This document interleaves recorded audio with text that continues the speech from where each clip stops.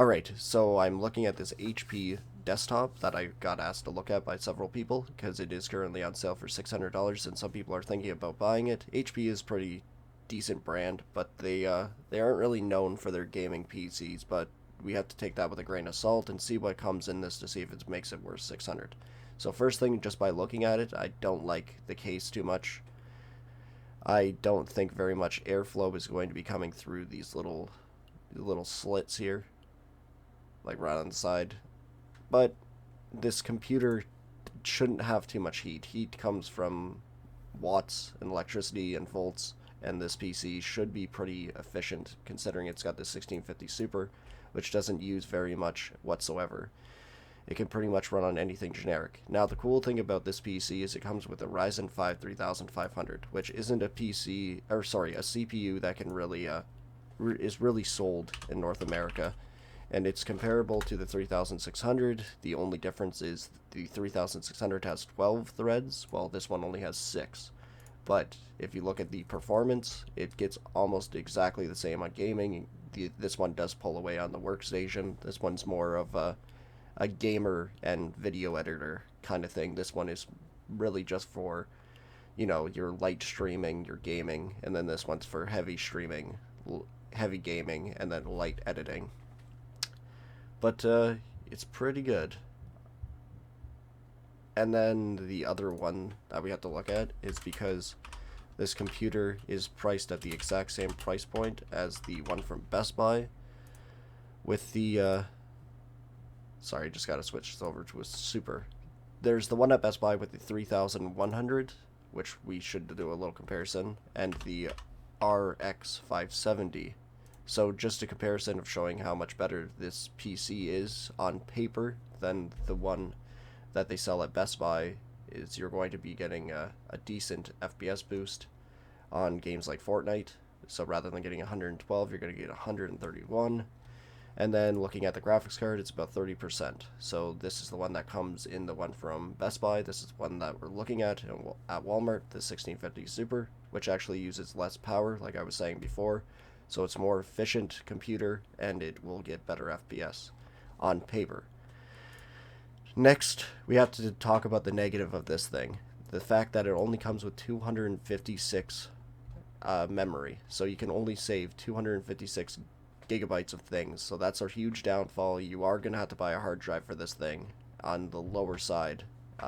It is about $40 plus a SATA cable, about $50 said and done, and it's very, very easy to install a hard drive and hook it up. It's not very hard. So that's one thing that you have to get for this if you want to start saving more games than just Fortnite, because 256 is going to get filled up like that. Next we have to talk about the RAM. It only has one stick of RAM. It's kind of crappy, but it is what it is. 8 gigabytes at 2666, and it's 1x8. I would have liked to see 2x8 if this case had 4 RAM slots, or sorry, this motherboard had 4 RAM slots. And I do have to say they are pretty honest. Like with this right here, it says what games it's used for. It says meets minimum requirements, checkmark, checkmark, checkmark, and then PUBG, it says no. So I was like, I wonder what PUBG's is, because I own it. So if you scroll down on PUBG, you can actually see the recommended things, and the only thing that's missing out on, it beats these two graphics cards right here. It does have enough storage, but right here, 16 gigabytes of RAM is the recommended for this game, but it does meet the minimum requirements. So somebody actually did look it up rather than just lied to you. So that's kind of cool. The PC isn't overly big or tall. It's kind of like a mid-small, I guess we should say. And then if we actually scroll down, we actually see some pictures of this thing. So the power supply shouldn't be a problem getting air in. It's facing horizontally rather than vertically facing down. Has the spot at the back. Only 4 USBs, which is kind of crappy. Does have a hookup. And from what I could see, I don't remember seeing anywhere if it had Wi-Fi. Just take a quick little look.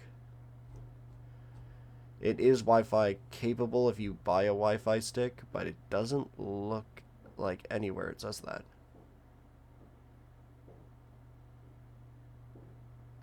Yeah, I don't see it anywhere. Oh, right there. Wireless Wi-Fi. Okay, so it does come with Wi-Fi. Oh, and it even has a Bluetooth combo in it. That's pretty cool. Alright, so scratch that. It does come with Wi-Fi. And it even has Bluetooth hookup controller or a wireless headset if it doesn't have an adapter. So one picture from this that I actually really like is someone actually took it apart and opened it, and so you can see. So we can see that the power supply is, you know, generic, nothing great, and motherboard also generic, and then the looks like the GeForce GTX is just a standard regular one fan. It's not the end of the world. It should still perform pretty much the same. And then the M2 SSD is a mini by HP by the looks of it, but we can't see the RAM slots. It's in the way. Yeah, so that's not the best. I don't like how little air this is going to get from the power supply being in the way. Like, that's not very much, especially with no air getting sucked in. It does look like you can put some aftermarket fans on the inside of this if you really wanted to. Just hold it on the inside, screw it in, and then try to find a header somewhere. But above all, it doesn't look too bad. For $600 with everything it comes with, it shouldn't be too bad. Just want to see if there's any other pictures that I missed. It does light up at the bottom green, so that is pretty cool. The negatives that I've seen about this is someone was saying that it runs crappy on Fortnite. Someone was telling me. My guess is that his hard drive is completely full if he never added anything to it. If he downloaded Fortnite and another game and then his SSD is literally to its limit, you're going to start getting some drops here and there.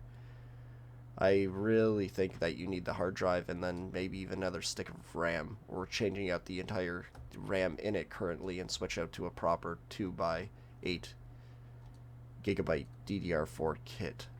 But above all, like, I think it's pretty cool. The processor's better than the one from Best Buy, and Walmart has a great return. They always take back everything. They never put up any sort of fight. As long as it's not wearable tech, you can always bring it back. So I would recommend it, but there's a chance that it might not perform as well as I'm thinking because of bad parts. But I think it's worth the risk. It is Walmart. You can give it back. A couple people will say that their gaming PCs that are pre-built are dead on arrival. You have to remember that these are shipped out. They're thrown together. Like, PCs weren't made to get passed around all over, these sort of gaming PCs. They have a lot of finicky parts that can come loose for almost no reason, and they're held together with plastic. So someone carrying around a box, throwing it into the back of a truck, it rolling around, there's a potential of things can get shooken loose. It's not like you built it yourself in your basement, brought it upstairs to your room, and then there was no throwing it around or lugging it of any shape or form. So that is a possibility. So take it as you wish.